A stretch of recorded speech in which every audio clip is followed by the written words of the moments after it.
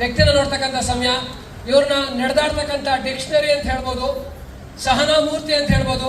ಇಡೀ ಇಂಡಿಯಾದ ಉದ್ದಗಲಕ್ಕೂ ಕೂಡ, ಕಾಶ್ಮೀರದಿಂದ ಕನ್ಯಾಕುಮಾರಿವರೆಗೂ ಕೂಡ ಟೀಮ್ನ ಕಟ್ಟಿ ಅವರೆಲ್ಲರಿಗೂ ಕೂಡ ಸಪೋರ್ಟ್ ಮಾಡ್ತಿರ್ತಕ್ಕಂಥ ವ್ಯಕ್ತಿ. ಸಹಜವಾಗಿ ಇವ್ರನ್ನ ನಾವು ನೋಡಕ್ ಸಿಗೋದು ಬರೀ ನಮ್ಮ ಮೊಬೈಲ್ಗಳಲ್ಲಿ, ಟ್ಯಾಬ್ಗಳಲ್ಲಿ, ಲ್ಯಾಪ್ಟಾಪ್ಗಳಲ್ಲಿ, ಯೂಟ್ಯೂಬ್ಗಳಲ್ಲಿ ಸಾವಿರಾರು ವಿಡಿಯೋಗಳನ್ನ ಕೊಟ್ಟು ಕೋಟ್ಯಾಂತರ ಜನಗಳನ್ನ ತಲುಪಿರ್ತಕ್ಕಂಥ ವ್ಯಕ್ತಿ. ಅವ್ರು ಒಂದೊಂದು ವಿಡಿಯೋ ಇಂದ ಎಷ್ಟೋ ಜನ ನಂತರ ಯೂತ್ಸು ಎಸ್ ನಾನು ಬೆಳಿಬೇಕು, ನಾನು ಸಾಧಿಸ್ಬೇಕು ಅಂತೇಳಿ ಚಾಲೆಂಜ್ ತಗೊಳ್ತಾರೆ. ಅಂತ ಸಾವಿರಾರು ವಿಡಿಯೋಗಳನ್ನ ಅವರು ನಮಗೋಸ್ಕರ ಕೊಡ್ತಾ ಇದ್ದಾರೆ. ಹಾಗೂ ಇವರ ಇಂಟರ್ವ್ಯೂಸ್ಗಳು ನಮ್ಮ ಲೋಕಲ್ ಚಾನೆಲ್ಸ್ಗಳಿಂದ ಹಿಡಿದು ನ್ಯಾಷನಲ್ ಚಾನೆಲ್ಸ್ವರೆಗೂ ಕೂಡ ಸೆಲೆಬ್ರಿಟಿ ಆಂಕರ್ಗಳು ಕರೆದು ಇವ್ರನ್ನ ಇಂಟರ್ವ್ಯೂ ಮಾಡಿದ್ದಾರೆ. ಅಲ್ಲಿ ನೋಡೋಕೆ ಸಿಗ್ತಕ್ಕಂಥ ವ್ಯಕ್ತಿ. ಬರೀ ಮೊಬೈಲ್ ಅಲ್ಲಿ ಟಿವಿಲೇ ನೋಡ್ತಾ ಇದ್ವಿ, ಈಗ ನೇರವಾಗಿ ನೋಡುವಂತ ಸೌಭಾಗ್ಯ ನಮಗೆ ಸಿಕ್ಕಿದೆ. ನೋಡೋಣ, ಕರ್ನಾಟಕದ ರಾಯಲ್ ಫ್ಯಾಮಿಲಿಯಿಂದ ಬರ್ತಾ ಇದ್ದಾರೆ. With our big applause I like to call up on the stage our proud mentor, coach, mister Raju DJ.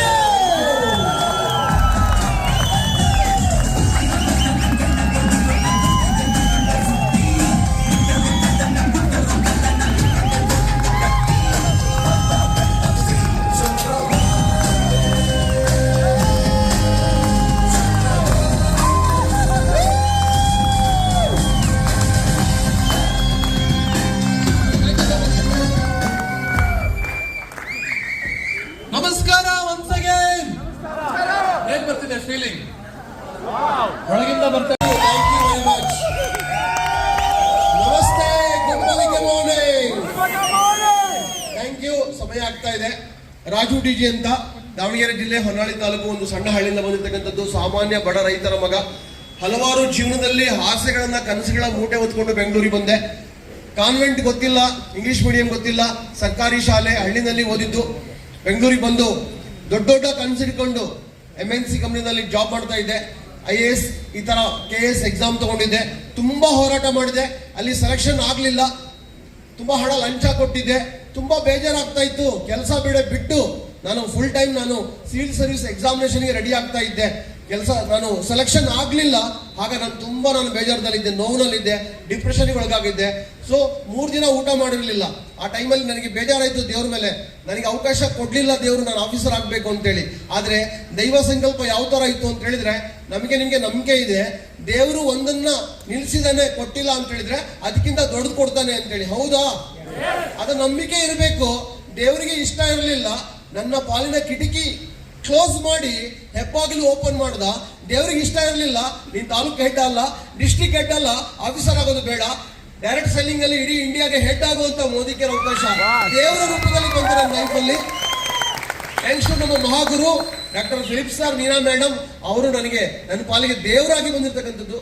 ನೀವೆಲ್ಲ ಅದೃಷ್ಟ ಮಾಡಿದ್ದೀರಾ. ಯಾಕೆಂದ್ರೆ ಕಲರ್ಫುಲ್ ಮೋದಿ ಕೇರ್ನ ನೋಡ್ತಾ ಇದ್ದೀರಾ. ಸೊ ಇಲ್ಲಿ ಏನ್ ಬೆಳೆದಿದೆ ಇವತ್ತು, ಸಿಕ್ಕಾಪಟ್ಟೆ ಬೆಳೆದಿದೆ ಮೋದಿ ಕೇರ್. ನಾವು ಸ್ಟಾರ್ಟ್ ಮಾಡಿದಾಗ ಬ್ಲಾಕ್ ಅಂಡ್ ವೈಟ್ ಜಮಾನ, ಪ್ರಾಡಕ್ಟ್ಗಳಿರಲಿಲ್ಲ, DPಗಳಿರಲಿಲ್ಲ, ಟೆಕ್ನಾಲಜಿ ಇರಲಿಲ್ಲ, ಮೊಬೈಲ್ ಇರಲಿಲ್ಲ, ಲ್ಯಾಂಡ್ ಲೈನ್ ಕೂಡ ಎಲ್ಲರ ತರ ಇರಲಿಲ್ಲ, ಆಫೀಸ್ಗಳು ಇರಲಿಲ್ಲ, ಸಕ್ಸಸ್ ಸ್ಟೋರಿ ಇರಲಿಲ್ಲ, ಸಿಕ್ಕಾಪಟ್ಟೆ ನೆಗೆಟಿವ್ ಇತ್ತು. ಆದ್ರೆ ನಾವು ಡಿಪೆಂಡ್ ಆಗಿದ್ದು ಫ್ಯೂಚರಿಗೋಸ್ಕರ, ವಿಷನಿಗೋಸ್ಕರ. ಟೆಂಪರವರಿ ನೋಡ್ಲಿಲ್ಲ, ಲಾಂಗ್ ಟರ್ಮಿಗೋಸ್ಕರ ಉಳ್ಕೊಂಡ್ವಿ. ಯಾವ ತರಬೇತಿನೂ ಮಿಸ್ ಮಾಡಲಿಲ್ಲ. ಓಕೆ, ಸಮಯ ಇಲ್ಲ, ಹಾಗಾಗಿ ಡೀಟೇಲ್ ಹೋಗಲ್ಲ. ಯಾರೆಲ್ಲ ಫೀಲ್ಡ್ಗೆ ಹೋಗ್ತಾ ಇದ್ದೀರಾ, ನಿಮಗೆ ಸಮಸ್ಯೆ ಅಡ್ಡ ಬರ್ತಾ ಇದೆಯಾ? ಫೀಲ್ಡ್ ಅಲ್ಲಿ ನೆಗೆಟಿವ್ ಬರ್ತಾ ಇದೆಯಾ? ನಿಮಗೆ ಸೀಕ್ರೆಟ್ ಬೇಕಾ? ಸೀಕ್ರೆಟ್ ಏನು ಅಂತ ಹೇಳಿದ್ರೆ, ನೀವೇ ನೆಗೆಟಿವ್ ಎದುರಿಸ್ತಾ ಇದ್ದೀರಾ, ನಿಮಗಿಂತ 10 ಪಟ್ಟು, 20 ಪಟ್ಟು, 50 ಪಟ್ಟು ನೆಗೆಟಿವ್ ನಾವು ಎದುರಿಸಿದೀವಿ. ನಮ್ಮ ಹಳೆ ಲೀಡರ್ಗಳು, ಇಲ್ಲಿ ಇರ್ತಕ್ಕಂಥ ಲೀಡರ್ಗಳು. ಅಂದ್ರೆ ನೀವು ಫೀಲ್ಡಿಗೆ ಹೋದ್ರೆ ಮುಳ್ಳು ಚುಸ್ತಾ ಇದೆ ನಿಮಗೆ.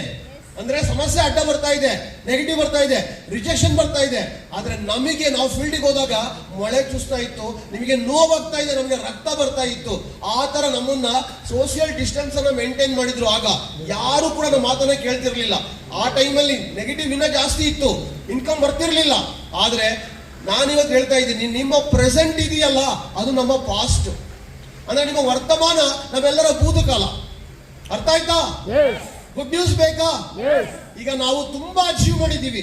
ಈಗ ಲಕ್ಸುರಿ ಲೈಫ್, ಲಕ್ಸುರಿ ಕಾರ್ ಆಗಿರ್ಬೋದು, ಹ್ಯೂಜ್ ಇನ್ಕಮ್, ಕೋಟ್ಯಾಂತರ ಹಣ ಸಂಪಾದನೆ ಮಾಡಿದೀವಿ, ಆಸ್ತಿ ಸಂಪಾದನೆ ಮಾಡಿದೀವಿ, ಟಿವಿನಲ್ಲಿ ಇಂಟರ್ವ್ಯೂ ಬಂದಿರತಕ್ಕಂಥದ್ದಾಗಿರ್ಬೋದು, ಮನೆ, ಸೈಟು, ಲಕ್ಷಾಂತರ ಜನಗಳ ಪ್ರೀತಿ, ವಿಶ್ವಾಸ ಎಲ್ಲ ಸಂಪಾದನೆ ಮಾಡಿದೀವಿ. ಸೊ ಈಗ ಹೇಳ್ತಾ ಇದ್ದೀನಿ, ನನ್ನ ಪ್ರೆಸೆಂಟ್, ನಮ್ಮ ಲೀಡರ್ಗಳ ಪ್ರೆಸೆಂಟ್ ಇದೆಯಲ್ಲ, ಅವಾಗಲೇ ತೋರಿಸ್ತಾ ಇದ್ರು ಸಂತೋಷ್ ಶೆಟ್ಟಿ, ನಟರಾಜ್ ಸರ್, ಮಂಜುನಾಥ್ ಶೆಟ್ಟಿ, ಎಲ್ಲರೂ ಏನು ಚಂದ್ರು, ಈ ಒಂದು ನಮ್ಮೆಲ್ಲರ ಪ್ರೆಸೆಂಟ್ ಇದೆಯಲ್ಲ, ನಮ್ಮ ವರ್ತಮಾನ, ನಿಮ್ಮೆಲ್ಲರ ಭವಿಷ್ಯತ್ ಕಾಲ. ಇದು ಕೇವಲ ಮೋಟಿವೇಶನ್ ಅಲ್ಲ, ಇದು ರಿಯಾಲಿಟಿ, ಇದು ಪ್ರಾಕ್ಟಿಕಲ್. ಇದನ್ನ ಈಗಾಗಲೇ ನಾನು ಕೂಡ ಬೇರೆಯವ್ರನ್ನ ನೋಡಿ ಆದರ್ಶವಾಗಿ ಹಿಡ್ಕೊಂಡು ನಾವು ಬೆಳೆದಿದ್ದೀವಿ. ನೀವು ಯಾರನ್ನೋ ಆದರ್ಶವಾಗಿ ಹಿಡ್ಕೊಂಡು ಬೆಳೆದಿದ್ದೆ ಆದಲ್ಲಿ ನಿಮ್ಮನ್ನ ಆದರ್ಶವಾಗಿ ಹಿಡ್ಕೊಂಡು ಬೇರೆಯವರು ಬೆಳೀತಾರೆ. But conditions apply. ಕಂಡೀಷನ್ ತಿಳ್ಕೋಬೇಕಾ? ಏನ್ ಲೀಡರ್ಗಳು ಅಚೀವ್ ಮಾಡಿದ್ದಾರೆ, ಎಫರ್ಟ್ ಹಾಕಿದ್ದಾರೆ, ಕಮಿಟ್ಮೆಂಟ್ ಕೊಟ್ಟಿದ್ದಾರೆ, ಕಲ್ತಿದ್ದಾರೆ, ಫೀಲ್ಡಿಗೆ ಹೋಗಿದ್ದಾರೆ, ಆಕ್ಷನ್ ಮಾಡಿದ್ದಾರೆ, ಸೇವೆ ಮಾಡಿದ್ದಾರೆ, ಅದನ್ನ ಮಾಡ್ಲಿಕ್ಕೆ ರೆಡಿ ಇದ್ರೆ ಮಾತ್ರ ನಮಗೆ ಸಿಕ್ಕಿರೋದು ನಿಮಗೆ ಸಿಗುತ್ತೆ, ಅಥವಾ ನಮಗಿಂತ ಜಾಸ್ತಿ ನಿಮಗೆ ಸಿಗುತ್ತೆ. ಸೊ ಹಾಗಾಗಿ ಅದ್ರ ಕಡೆ ಗಮನ ಇರಲಿ. ಅಂಡ್ ನಾವೆಲ್ಲ ಇದೀವಿ. Education is everything. System long term important. ಸಾಕಷ್ಟು ಪರಿವರ್ತನೆ ಬಂದಿದೆ ಮೋದಿ ಕೇರ್ ಅಲ್ಲಿ. ಇವಾಗ ನಾವು ಒಂದು ಕಾಲದಲ್ಲಿ ಹೇಳ್ತಾ ಇದ್ವಿ ಏನೆಲ್ಲ ಬದಲಾವಣೆ ಆಗುತ್ತೆ ಮೋದಿ ಕೇರ್ ಅಲ್ಲಿ, ಯಾವ್ದೆಲ್ಲ ಪ್ರಾಡಕ್ಟ್ ಬರುತ್ತೆ, ಪಿನ್ ಟು ಕಾರ್ ವರ್ಗು ಪ್ರಾಡಕ್ಟ್ ಬರುತ್ತೆ, ಎಲ್ಲ ಆಗ್ತಾ ಇದೆ. ದಿನ ಬೆಳಿಗ್ಗೆ ವಸ್ತುಗಳು ಬರ್ತಾ ಇದೆ, ಮಾರ್ಕೆಟ್ ಪ್ರೈಸ್ ಅಲ್ಲಿ ಬರ್ತಾ ಇದೆ. ನಾನು ಒಂದು ಕಾಲದಲ್ಲಿ ವಿಷನ್ ಹೇಳ್ತಾ ಇದ್ದೆ, ಮೋದಿ ಕೇರ್ ಅಲ್ಲಿ ಒಂದಿನ ಚಿನ್ನದ ನಾಣ್ಯನ ಎರಚುವ ಕಾಲ ಬರುತ್ತೆ, ವಜ್ರದ ನಾಣ್ಯ ಎರಚುವ ಕಾಲ ಬರುತ್ತೆ. ಅದರ ತಯಾರಿಯಾಗಿರ್ಬೇಕು. ನಿಮ್ಮಲ್ಲಿ ಟೀಮಲ್ಲಿ 100 ಜನ ಇರಬೇಕು, 1000 ಜನ ಇರಬೇಕು, ಲಕ್ಷಾಂತರ ಜನ ಇರಬೇಕು ಆ ವಜ್ರದ ನಾಣ್ಯ ಆರಿಸ್ಕೊಳ್ಳಿಕ್ಕೆ ಅಂತೇಳಿ. ಆ ಟೈಮಿಗೆ ಬಂದಿದೆ, ಬರ್ತಾ ಇದೆ, ಸುವರ್ಣಯುಗ ಬಂದಿದೆ ಮೋದಿ ಕೇರ್ ಅಲ್ಲಿ. ನಿಮ್ಮ ಟೀಮ್ನ ಜಾಸ್ತಿ ಮಾಡ್ಕೊಳ್ಳಿ, ಎಜುಕೇಶನ್ ಕೊಡಿ, ಅಂಡ್ ಸಿಸ್ಟಮ್ಗೆ ನೀವು ಸಿದ್ಧರಾಗಿ ಕಂಟಿನ್ಯೂಸ್ ಆಗಿ ಎಜುಕೇಶನ್ ಅಂಡ್ ಸೇವಾ ಮನೋಭಾವನೆಯಿಂದ ಮೋದಿ ಕೇರ್ ಮಾಡೋಣ. ಬಹಳ ಇಂಪಾರ್ಟೆಂಟು. ಲಕ್ಷಾಂತರ ಜನ ವೆಯ್ಟ್ ಮಾಡ್ತಾ ಇದ್ದಾರೆ. ವೆಯ್ಟ್ ಮಾಡ್ತಾ ಇರೋರಿಗೆ ಮೋದಿ ಕೇರ್ನ ಸಂಜೀವಿನಿ ಅಂತ ಪ್ರಾಡಕ್ಟ್ ಅನ್ನ ಮುಗಿಸೋಣ. ಕಾಮಧೇನು ಕಲ್ಪವೃಕ್ಷಕ್ಕೆ ಸಮನಾದ ಮೋದಿ ಕೇರ್ ಅವಕಾಶನ ಕೊಡ್ತಾ ಹೋಗೋಣ. ನಾವು ನಿಮ್ ಜೊತೆಗಿದ್ದೀವಿ. ನಿಮ್ಮೆಲ್ಲರಿಗೂ ಶುಭವಾಗಲಿ. Thank you.